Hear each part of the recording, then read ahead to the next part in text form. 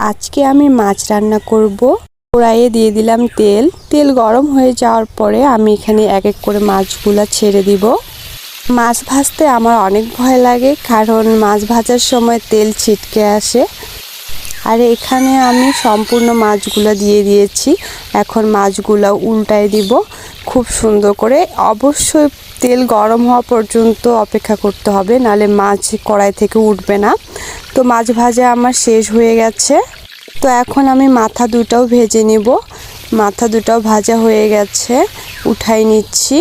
এখন আমি দিয়ে দিব কড়াইয়ের মধ্যে পেঁয়াজ, রসুন আর সুন্দর করে ভেজে নিব। এগুলা ভেজে ভালোভাবে না নিলে কাঁচা কাঁচা করবে, তাই একটু খুব সুন্দর করে ভেজে আমি পানি দিয়ে দিলাম। আর এখানে দিয়ে দিলাম হলুদ, লবণ, মরিচের গুঁড়া। আর এগুলা দিয়ে দেওয়ার পরে আমি সবগুলা মিক্সড করে নিব। আর এগুলা ভুনা করতে হবে সুন্দর করে। আর এখানে আমি দিয়ে দিলাম একটু সামান্য পানি, তারপরে একটু জিরা মশলা দিয়ে দিলাম।